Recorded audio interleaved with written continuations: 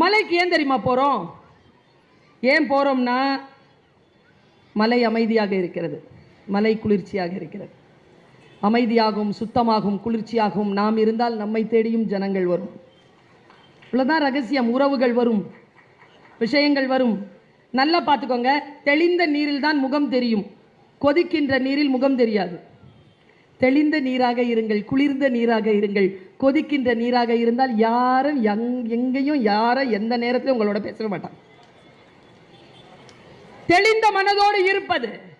நீங்கள் மாறினால் உங்களை சுற்றி மற்ற விஷயங்கள் எல்லாம் மாறும். 4வது விதி. 5வது விதி ரொம்ப முக்கியம். நேற்று, இன்று, நாளை மூன்றும் ஒன்றுக்கொன்று தொடர்புடையது. நேற்று வேற, இன்னைக்கு வேற, நாளைக்கு வேற கிடையாது.